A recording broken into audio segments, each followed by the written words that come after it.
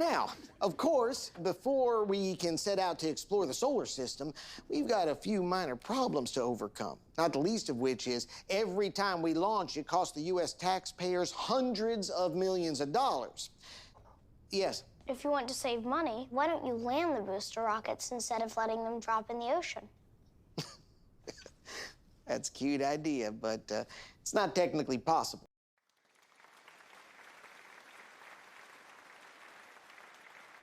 Why not?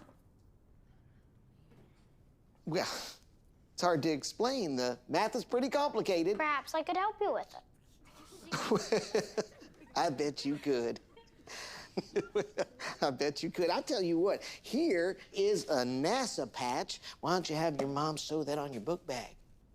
Now, People often wonder why I chose to pursue a career in theoretical physics. I usually respond by saying I wanted to unravel the inner workings of the universe. yeah, perhaps when Captain Kirk said to boldly go, he meant in one of those, huh? But the real answer was I wanted to prove this nincompoop wrong. Right, beat me up potty. Shelley, you haven't touched your dinner.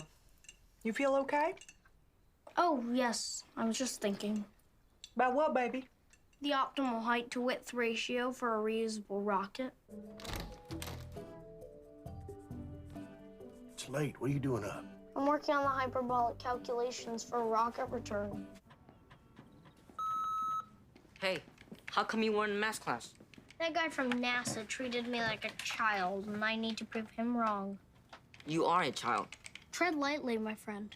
I need to access thrust-to-weight ratios from the FTP server at the Johnson Space Center. Then what? Then I show that guy from NASA my work and laugh as he begs for mercy. You know, sometimes you sound like a supervillain. Silence! That'll be more effective after your voice changes. Silence. There's something wrong with Sheldon again. I figured it out! I figured it out!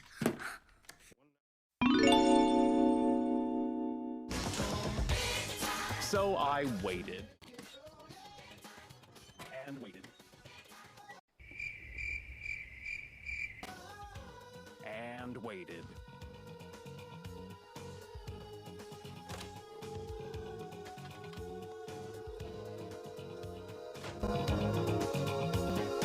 And waited. Something's wrong with Sheldon again. Now what? Those people at NASA never responded to his science stuff. Damn it. I've had enough of this. We're going to Houston. Really? Yeah. You and me are going to give those space monkeys a little talking to. I often found my father to be a strange and puzzling man, but at that moment, I never loved him more. And here, near apogee, we gimbal the engine to exert a torque that executes a pitch-over maneuver to flip the rocket by 180 degrees. Well, that's very impressive. Thank you very much for taking the time. I'm not done. Oh, sorry. Needless to say, we use a PID controller to minimize the dispersions to the landing site. This is groundbreaking work. Thank you. And And I thought you might want to apologize. why? You tried to shut me up with a patch. Well, I give those to everyone. And you have to understand, Sheldon, that while your math is theoretically correct, we don't have the technical capability to execute it. So I'm ahead of my time. Well, it would appear so. All right, call me when you catch up. Uh, We can go now.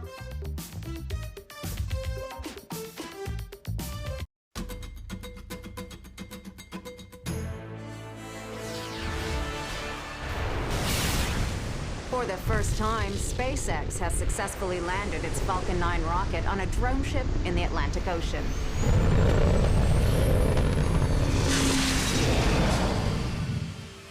SpaceX founder Elon Musk called the event an incredible milestone in the history of space.